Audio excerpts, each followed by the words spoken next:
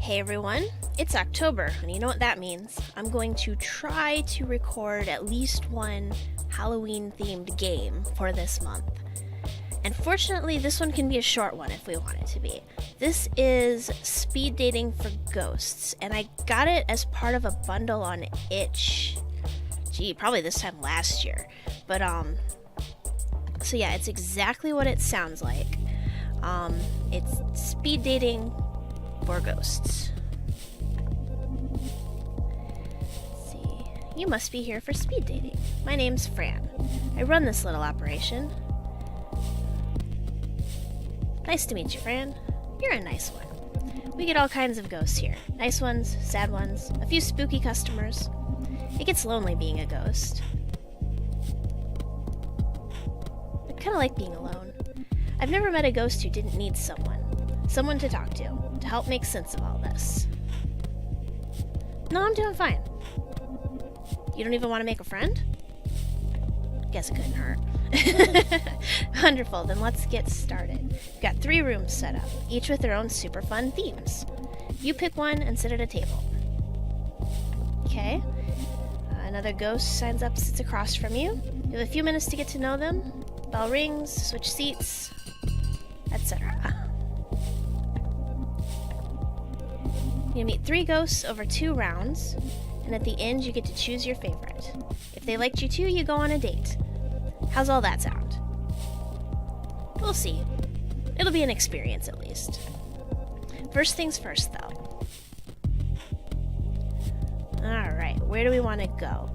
Now, I will admit that I did play one of these rooms before, and that's when I decided it would be a cool game to record. And I think it was one of these 2 rooms, and I honestly don't remember, but I would recognize the people in it. So we're gonna go over here, because I'm 99% sure I did not go here.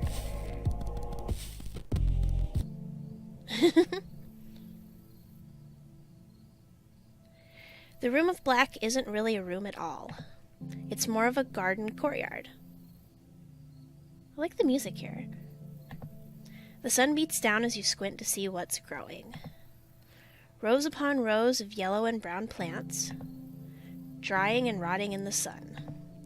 What fruit these plants produced shriveled on the vine, but there's a peace to this place. The crickets are chirping, and well beyond the garden, a train passes. You sit at a table opposite an empty chair. The bell rings and a ghost appears. I like his hair. I'm a ghost.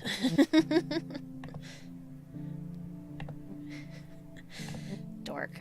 Isn't it great being dead?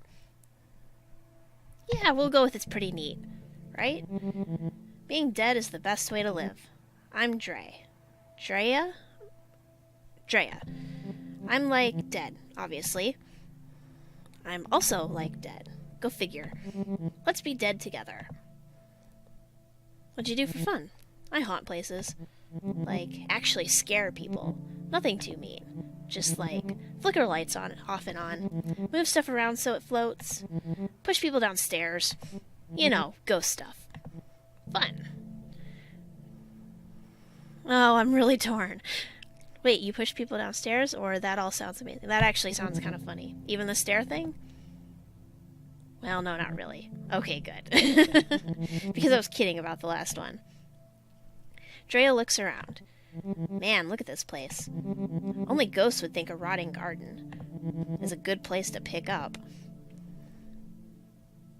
And yet you're here. Well, yeah, I'm here. Ever tried dating ghosts in the wild? They all just contort and wail. And not in the good way. Yikes. So what are you into? Boobies, Snorts a little. No, but seriously, I've gone out with all kinds. Pretty girls in dresses, who carry their own heads. A shadow who refused to let me look directly at him. Being dead is great. It's the other dead people that kill me. I'm still not used to any of this. When I was alive, I loved jokes about dying. Life sucked. Jerks everywhere. Never enough money. The jerk's got the money. I'd be all, the best way to die is now, before death does me in. It should at least buy me dinner. Jokes, you know? But now that I'm dead, it just feels right. Like maybe it was meant to be. Which, I guess makes sense. Since we all die in junk. Antler Ghost rang that bell thing. That means we change places. See you in a bit. This game's kind of cool. I would never do actual speed dating. It sounds absolutely horrible, but this game's kind of cool. Another ghost appears. Oh, hello there. I'm Hattie. You'll have to forgive me. I'm a little shy. It's just so nice to get out of the home. To see a new face. The home? I haunt the old folks' home. I don't think the poor old folks need any more people haunting them. Where I died. Queen Mary's. It's not a nice place to live. Let alone die. They treated you poorly? I wouldn't say poorly. The nurses do their best, but they are short-staffed. The residents are frequently neglected. To make Queen Mary's a little better, that is my mission in death. That's cool. How do you help? Any way I can. I keep watch on vitals, ring a nurse when needed, tuck residents in at night, in their final moments. I whisper in their ears. There is more, I say. Just you wait. That's so nice. I never thought death would be like this. As ghosts, we have power over the living, whether they know it or not. We ought to use that power for good. Definitely. Now that you're dead, what do you do with your time? I'm still figuring that out. It's strange being dead. There's a Bible verse I think about sometimes. It's better for you to enter the kingdom of God with one eye than to have two eyes and be thrown into hell, where the worms that eat them do not die, and the fire is not quenched. I still have both my eyes, but what I see isn't like hell. Hell is other people. I've heard that. I don't believe it. I can't imagine anything worse than being alone. Were you alone when you were alive? No, I had a partner, Milton. He's still alive, actually. A resident at that home. Oh, I guess that's our time. I suppose I will see you again, when I come back around. Thank you for the talk.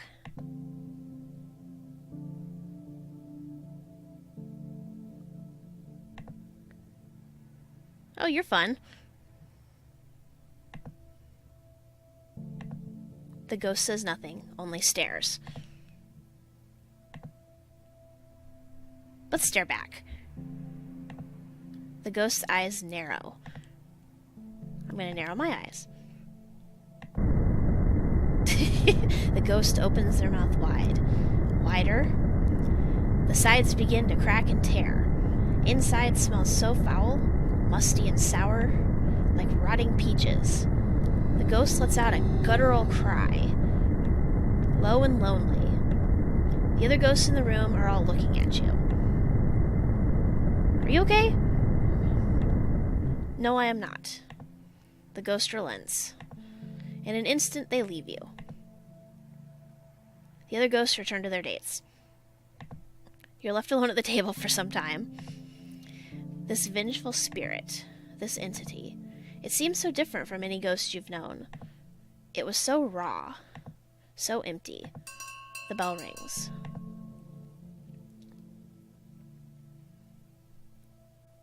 The second round begins. Yo, welcome back, Drea. Everyone's so flippin' gloomy here. I keep thinking, who died? Everyone died. That's the joke. You know that's the joke, right? Man, we should just go haunting. Freak out some flesh bags. Give them something to be afraid of. That kind of sounds fun. Cool. I don't meet a lot of ghosts like you. Nice ones, I mean. Usually I pal around with other poltergeists. So you actually like that I'm nice? I mean, why not? It's not like nice is all you are. Nice is a bonus for me. A personality quirk or whatever. Either way, you actually seem to care, like, about what I have to say. You're different from the others. Most of my friends, all they care about is a good time. Not that that's bad. My friend Beck likes to make corpses wink at morticians. And open casket funerals. Allison haunts an airport hotel. Guess she likes to watch weird people doing it. I just hang out. Go to shows. Terrorize this normie couple I know. Rich types who moved into my old house. They actually put up a plaque that says, "Live, laugh, love." Blah. So how do you terrorize them? Possession is fun. When they're asleep, I make the girl sit up in bed and point at the corner in the dark. The guy wakes up, sees what she's pointing at, and freaks out. It wakes her up and she freaks out too. It's great. Sometimes. Other times, I want to meet ghosts who aren't like me. I'm sick of doing the same things. But then I actually remember I like doing those things. I really just want to share them with someone new. I know I probably sound pathetic. Already? This was okay. Come find me after. We'll do something. I'm up for whatever.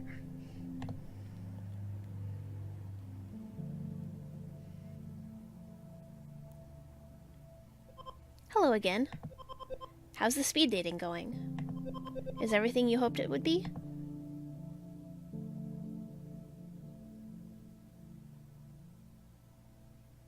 I don't know. I mean, other than scary guy, I'm gonna say that's about scary guy. Weirdos. That's not very nice, now is it? Even the living are a little weird. The dead, well, just look at me. I look like cotton balls. I suppose you're right.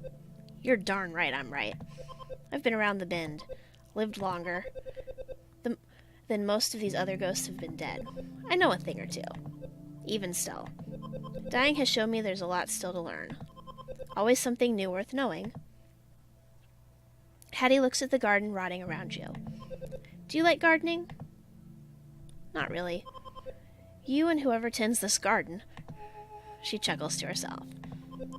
As far as interests go, I'm afraid I'm pretty boring. Beyond growing things and helping people die, there's not much more to me. I suppose I like true crime. And making jam. Is jam something that interests you? I like jam. I make all kinds. One of my favorites is a fall jam with apples and peaches. That actually sounds really good.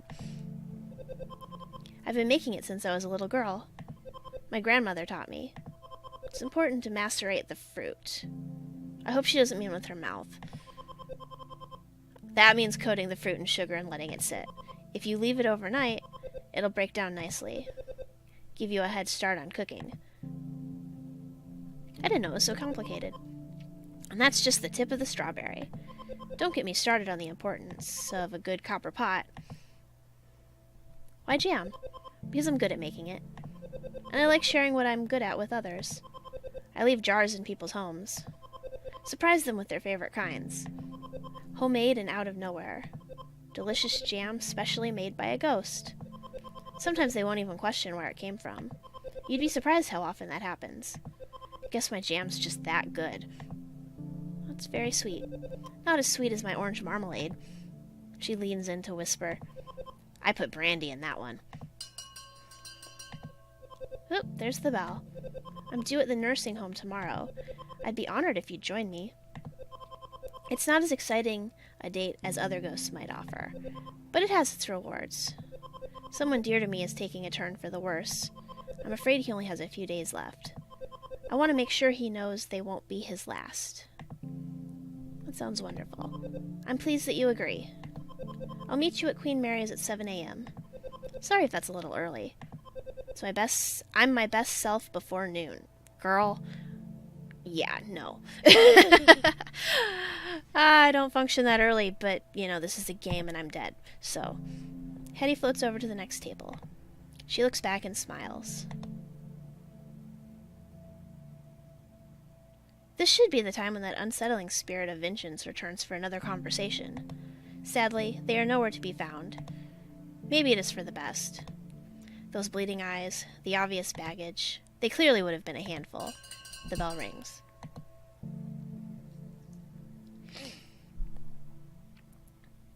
And now I can choose my date. I'm pretty sure he's not going to want to talk to me. I kind of want to hang out with Drea, even though Hattie's nice.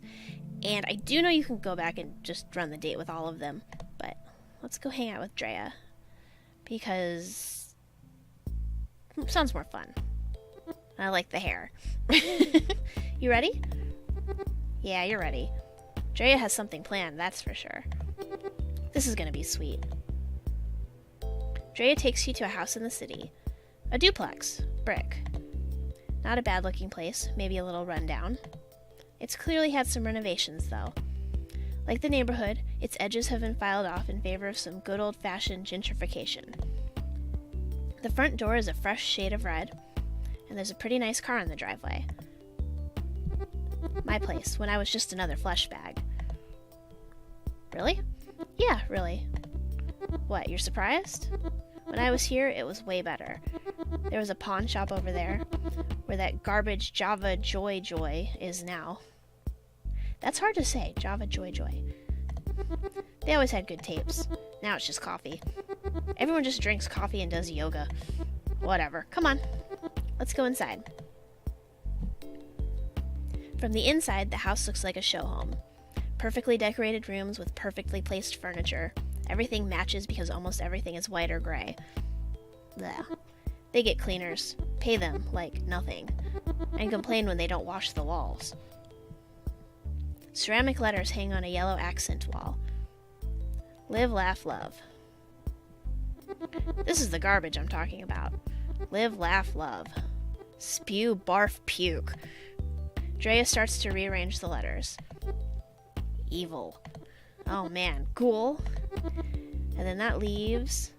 Lathe? What does that spell? Veil? Does evil ghoul veil mean anything?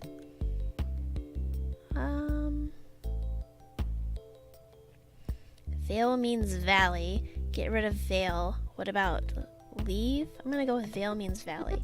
I mean, valley sort of works, right? Like evil ghoul's domain? Bah. Drea throws the remaining letters on the floor, smashing them to bits. They take a step back to survey their handiwork. Evil ghoul.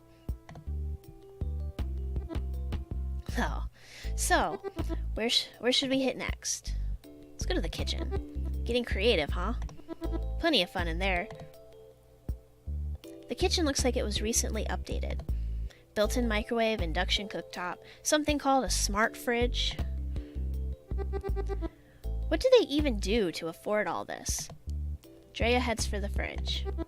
This is what I call poltergeist pay dirt. Inside the fridge is the biggest plastic container of kale you've ever seen, and rows of expensive-looking juice marked Cleanse. I can't choose. Oh man, let's do the juice. Look at all these pretty colors. Green, yellow, red. Drea thinks for a moment. Slime, pee, blood. Just like that, the juices look different. Don't worry. They'll just taste like those things. Somehow that's hard to believe. I mean, where would I even get blood? There's a click at the front door. Oh, shiz, they're home. Quick, this way. Drea drags you into the front room just as the couple who lives here opens the front door. At first, they don't notice anything is wrong. They take off their shoes while bickering about who forgot to take the garbage out. The man is the first to see the letters on the wall. He stops talking. She looks up to see why. He points to the letters rearranged on the wall, and they proceed to freak the fudge out. They run away, not out the door, up the stairs, straight to the bedroom. Aw, man. After all that work.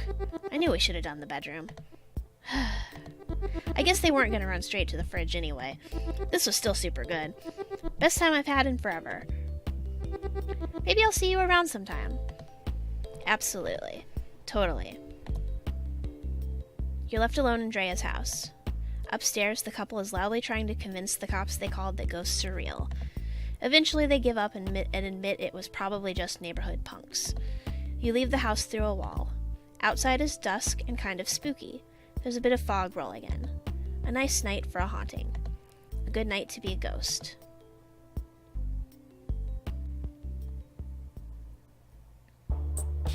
And yeah, that was a date.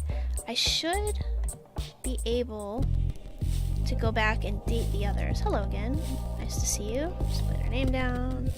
Go right in. Go back in here. We're gonna have to do the date thing again, or we just get to pick somebody. You return to the room of black. The speed dating rounds have wrapped up, but some ghosts are still hanging around. Let's date Hattie. You arrive at Queen Mary's to meet Hattie for your date. It's 7:04 a.m. You're a little late. Looking around, this could be any nursing home. Yellowed walls, stained drop ceilings. Supply carts line the corridors alongside the odd, empty IV stand. The sun's not quite up, but the residents sure are. Walking the halls to get a bit of exercise. Chatting over weak decaf in the dining room next to reception. You came!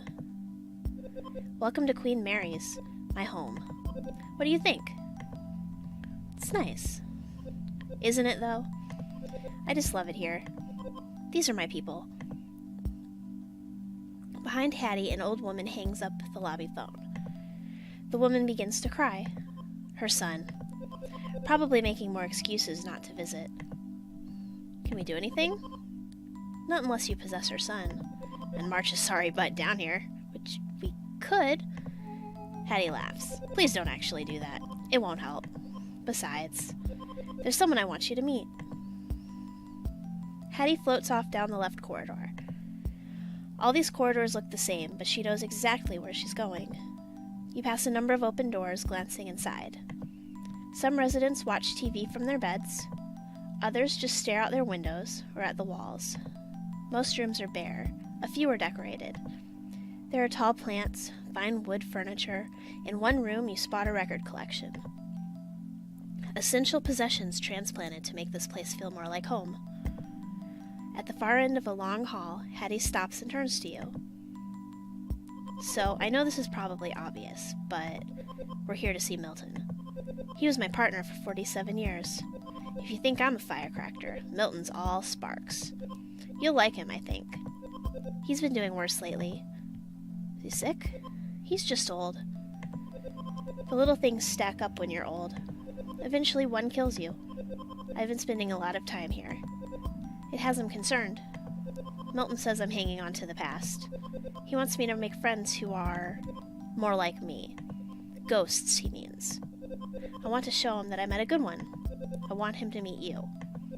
It will make him so happy. Hattie turns to go into Milton's room. Good morning, Millie. Inside is an empty bed, neatly made. Milton is gone. Oh, no. Hattie frantically searches the room. She spots the chart at the foot of the bed. This says he had an aneurysm. He was taken to the hospital. She looks at you with fear in her eyes. I have to go. I can come with you. I like that. I know it's a lot to ask, but I'm scared to do this alone. You arrive at the hospital with Hattie. She floats behind the reception counter to locate Milton's room. Second floor, intensive care. Milton's room is dim. A reedy old man with a thick mustache lies in the bed, motionless. It's quiet except for the steady whoosh and click of a machine by his side. A ventilator, connected to a tube, run down his throat. The machine is breathing for him. Oh no, Milton. She looks around as if he might have already left his body. They were supposed to let him go. Hattie looks at Milton's chart. It says he was found unresponsive. No signs of brain activity. But I still feel his presence. Don't you? Yeah, sure. But where is he? Is he lost somewhere? Is he trapped in there? Oh, Milton. His sister has power of attorney. He didn't want this. He signed a form that said do not resuscitate. He didn't want this. Hattie looks up. I'm sorry I dragged you here. I know this must be quite awkward. If you don't mind, I'd like to be alone with Milton now. Are you sure you're okay? Yes, I'll be okay. Thank you for everything. As you step into the hall to leave, you can hear Hattie saying something at Milton's bedside. There's so much more, my love. Just you wait.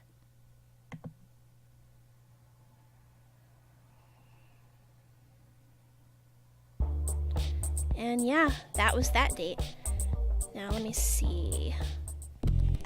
Yep, stop talking. Is there anyone else in here? Nope, the room is now empty.